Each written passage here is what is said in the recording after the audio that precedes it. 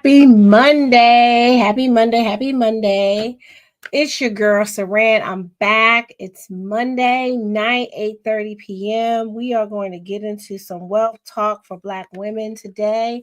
Don't worry. If you're not a Black woman, you'll be able to relate. But we are going to talk about some details today that will allow you to take a look at your finances in a different way. Last week, we did a little bit of a deep dive into uh, life insurance and how you can use it certain ways. But today, I'm going to do a specific comparison between your life insurance, between a cash value life insurance policy where it's set up to be the bank versus your qualified retirement plan. So give me 1 second to get some technical things set up here. I got to make sure all my platforms are live. I'm going to go to Facebook real quick. So give me 1 second. Public. Done. So anyway, I'm back. It's your girl, Saran. It's Monday night. It is your Unblocking Your Path to Wealth, going from chaos to calm with your finances. Weekly live podcast, conversation, fireside chat. If you're here live, if you're live on Instagram, just say hello in the chat or drop a fireball so we know you're here to learn about your money, because now is the best time to learn about what to do with your money. Because I always ask people this: what if what you knew about money was wrong? When would you want to know? Sooner or later?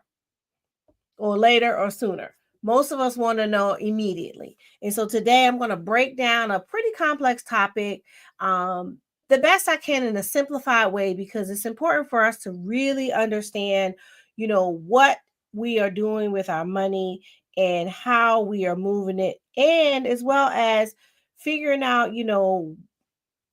what things we're setting ourselves up for the future. Because many of us, we plan to do the right thing. We plan to set up our accounts. We followed the rules that they told us to follow when we got jobs and did different things or started businesses. But guess what? There were things that weren't told to us. And so today we're going to get into a few of those different things. So I'm excited to be here. Before I move on, I have a couple of announcements that I want to share with you.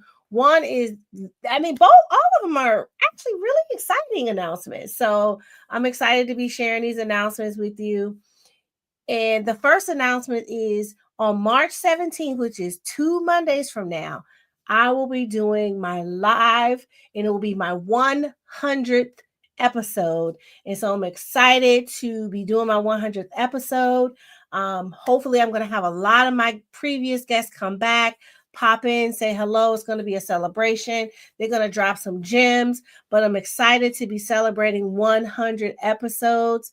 And for those who don't know why that's a big deal, that means for 100 weeks, I have put out content into the world to serve women and business owners so that they can change their lives. So I'm super excited about that. And another first for me will be on Friday. I was selected from a nomination that was made earlier this year to be honored among Maryland Daily Records Maryland Top 100 Women, and I am humbled and excited to share that with my audience. And I'm so excited to be recognized for the work that I'm doing, as I am just here to serve, and do what God has called me to do, which is to educate women on their finances, help them take action, and empower them to go from what I call the place of chaos with their finances, can't handle any obstacle set, to calm, control, abundance, legacy creation, and money mastery. And so I'm really, really excited about those things. So don't forget, mark your calendars, March 17th, 8:30 p.m. We're going to be live. It's going to be a celebration. I'm going to be giving out prizes. We're just going to make it a fun night when I go live. So hopefully you'll be here. Drop a fireball in the chat if you got that and you're going to be in the building. So we will be live. Of course, I'll send out some reminders and you'll get it. But today, I like to give you an affirmation, and affirmation today will keep, bad thinking away. So I want to share an affirmation with you today before I get into my conversation today. And the affirmation I'm going to share with you today is, I got 2 pages of affirmations here that I use. So all of them you won't get at once. And so today's affirmation is, every challenge is an opportunity to grow. I trust myself to navigate life with resilience, courage, and peace. I am safe, I am strong, and I am in control of my energy. So that is today's affirmation. I'll read it one more time. Every challenge is an opportunity to grow, and I trust myself to navigate life with resilience, courage, peace, and I am safe, I am strong, and I am in control of my energy. So today, let's get into it. We are going to compare. And so if you are watching live, get yourself a pen and a paper, do a little X or T on one side, write qualified plan on the other side, write the benefits of using a cash value strategically structured life insurance policy, or Be the Bank program, so that you will be able to see what the differences are. So if you are not sure if you have a qualified retirement plan, I'm going to give you a list of the names that the qualified plans have been known to come under, right? So we're going to start with the first one.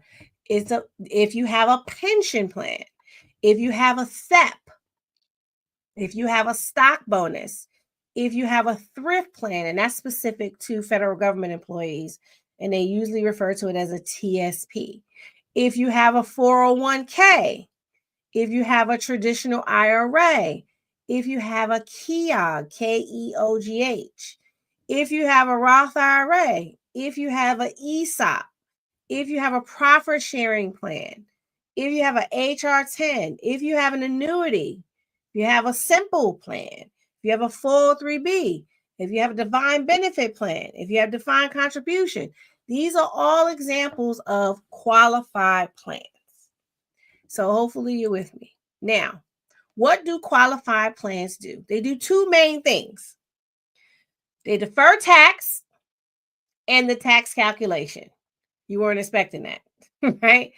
The 2 things that your qualified plan does for you is they defer the tax and the tax calculation. And you're probably like, no, I collect money in there for my retirement. This is where I save for my future. Yes, you do that.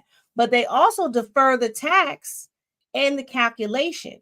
So it's not that you're just deferring the tax to the future. You don't know what the tax calculation is going to be in the future.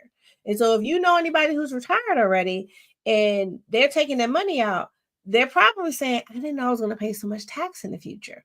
Why? Because everyone seems to think, and for whatever reason, people on stages and televisions tell you that your taxes are going to be lower in the future. Who guaranteed that? Who?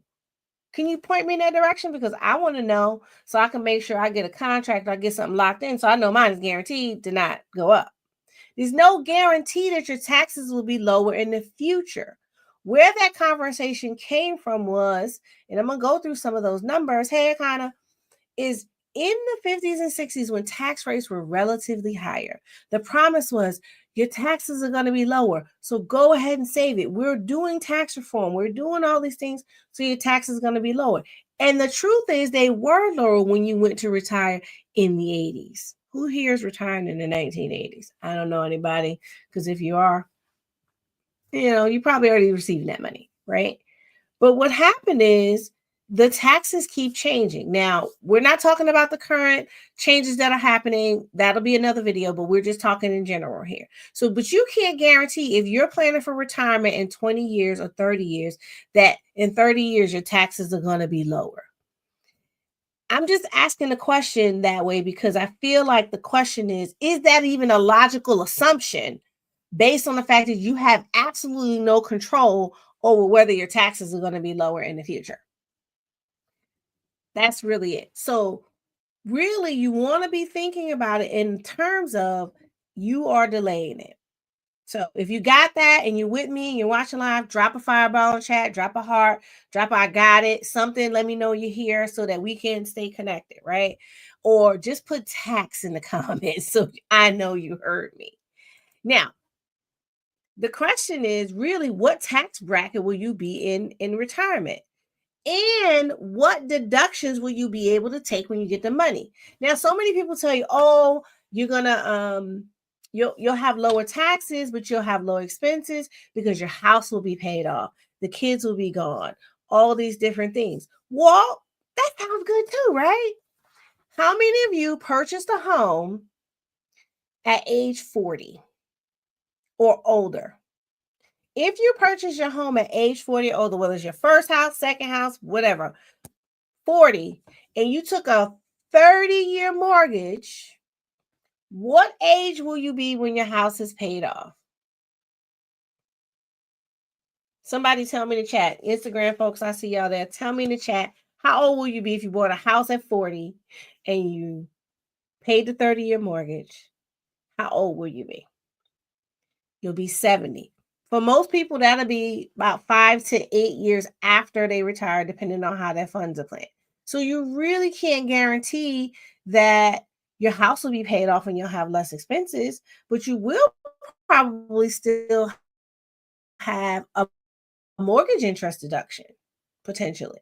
And so it really is a lot of balls to juggle when you're thinking about taxes. I kind of said 790. I get it. Probably meant 70, but that's okay. But the thing is that we got to look at, where will you really be? And the things is we are projecting where we're going to be in the future. So we're planning for a future we have uncertainty about. And so that's why we got to look at all the different ways in risk mitigation. And I've gone a little deep on the qualified plans because I want you to understand what you have is a beautiful place to accumulate money and a large tax bill. So, because they postpone the taxes, I have a little example for you. I don't have a visual for you, but I have an example. So let's say you are putting $12,000 into your qualified plan. That's about $1,000 a month, for easy math. And your current tax bracket is around 26%. And you got 30 years to take it out. And let's say your average return on investment or interest rate that you make on the money, the average is 5%. You would have an account balance at the end of your 30 years of about $837,000. And your share of the $837, that $837,000 that you will have compiled, and I mean your share will be $619,000 because the amount due to the IRS will be $217,000. So we are essentially saving up money to hand over to the government in some way, shape, or form. We're not saying it's all bad. I'm just making you aware that there are some ways to mitigate and readjust and make some changes. So when you think about that, do you want to at retirement, when you're no longer able or willing or want to go out and earn active income, to hand over a large portion of the money that you've accumulated, thinking this was all for you? And oh, by the way, right now, unless the laws change, that additional $619,000, that's your share of the $837,000 that you save for retirement, creates a taxable event for the Social Security that you also contributed to your whole life. It gets even better. Now, how does your tax bracket affect what where I'm sorry, that's not where I want to go. So remember earlier when I talked to you about the effective tax rate over history, many of us don't realize that the tax rates have been as high as 94% in America, in the country that you live in, the country that I'm talking to you from, for people earning. So in 1944, anyone making over $200,000 a year paid 94% tax on their income. Let that sink in. $200,000, they paid 94% tax. Okay, let's fast forward to a little later. In 1963, anyone making over $400,000 paid 91% tax. That's pretty high, right? That's like almost all your money you made, you're going to just give it over, right? Now, let's get closer to, but the taxes have gone down, right? When taxes first started around 1914, it was the highest tax bracket was 7% for those making over $500,000 in 1913. Now, when we fast forward, let's fast forward to the good time. In the 60s, when I mentioned earlier, they said, "Oh, we're going to start these," which is when qualified plans started around the 60s. The highest tax bracket was $200,000, and anybody making $200,000 in 1969 paid 77% tax on their income. This is why we see you hear the story when they say, "Oh, don't worry, when you retire, taxes will be lower in the future." Again, ask yourself the question based on what you know about the world we live in now. Can you guarantee that your taxes are going to be or going to be less in 30 years from now or 20 years from now when you retire? None of us can, right? Now, in 1969, they were 77%. But let's fast forward from 1969, 30 years, which would be 1969, 79, 89, 99. Let's go to 99. So in 1999, the highest tax bracket, if you're making $283,000 in 1999, your tax bracket was 39.6%. Significantly lower than 1969. So it was true for them, right? Now let's fast forward to where we are today. Let's see. In 2017, the highest income earners making about, and this is W-2 income. This isn't business owners. This is W-2 income. So in 2017, if you're making over $470,000 in W-2 income, your effective tax rate was 39.6%. But in 2024, which was last year, if you made over $731,000, then you paid 37%. So you see how the numbers change, the amount of money you make, and the percentages change, so it shifts, right? So that means that everybody under $731,000 is still paying 36% tax on their earned income, W-2. And since your retirement plan is considered income, guess what you get to pay on it? Earned income. Now, let me pause for a second. Now, let's look at the important questions you need to ask based on planning for retirement. And then I'm going to show you how using a be the bank or a cash value policy would be different, where you can accumulate those same dollars and not have a taxable event. So the important questions you want to ask yourself, write these down. And you can tell me in the chat once you got it. Just say "got it" in the chat or "got it" on Instagram. So the questions you want to ask is, what tax bracket will you be in retirement? Which really is a rhetorical question, because unless you're within 5 years of retirement, how will you know? What deductions will you have when you take your retirement money?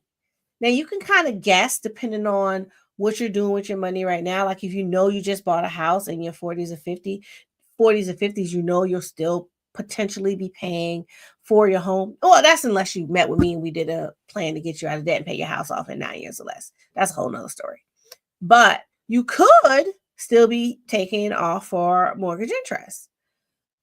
The question is, what's your exit strategy and what are you going to do to work on moving or redirecting some of your funds from a place where they're going to be taxed at the highest income, at the highest rate based on earned income, based on the amount of money that you have, so that you can retire comfortably? Because, oh, by the way, I did not add into my calculations and my conversation the fact that you accumulated $837,000. After the government takes a cut, you got $619,000. But, oh, by the way, with inflation added to the $619,000, you're only really going to be able to buy about $500,000 in goods and services. So the math is the math, right? Now, let's talk about the qualified plan. Those are the things that the qualified plans do. Last week, we went deep into the benefits of using life insurance as a retirement vehicle and using it to accumulate cash and to be the bank strategy. To be clear, everyone is not doing it, structuring it the way it should be done. So just because someone's talking about it doesn't mean they know about it. But what I'm telling you is this: with the properly structured strategic life insurance plan, either through an IUL or a whole life policy, not a burial policy, that has the potential to hold cash, you're going to have the following benefits, in addition to not having to pay tax on it when it comes time to retirement.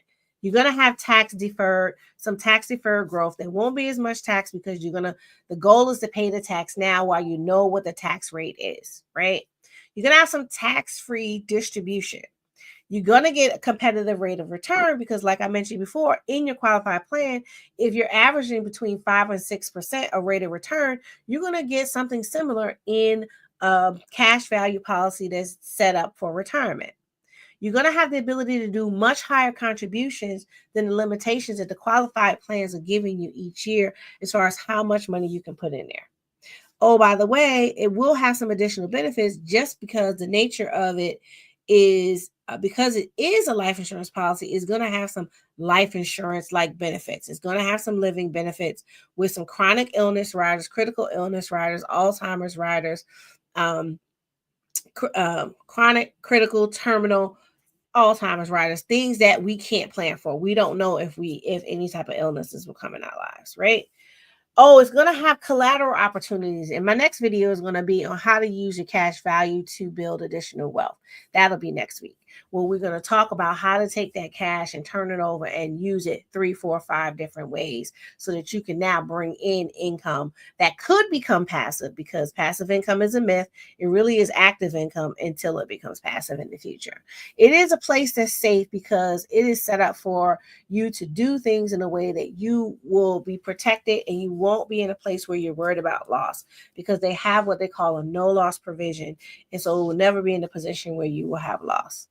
Now, there are going to be guaranteed loan options, which I'll go into detail on the guaranteed loan options next week, because the guaranteed loan options are going to be where you're going to be able to use those collateral opportunities so that you can go do the Airbnb you've been dreaming about. Well, or whatever the new company is y'all might be using, or create your own, or buy properties and flip them and rent them, or find a way to be an equity partner in retail and real estate deals where you're not doing the hard labor, where you're just putting in money and getting money out, right?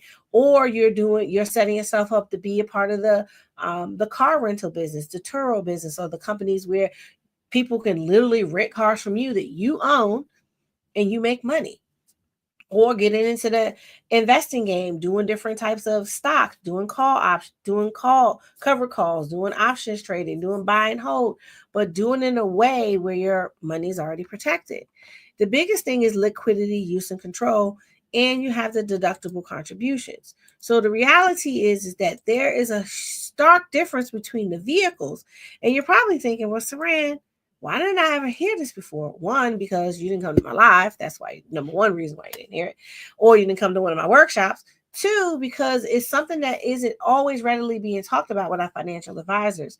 And I shared this too with some ladies that I did a workshop for on Saturday, a live workshop.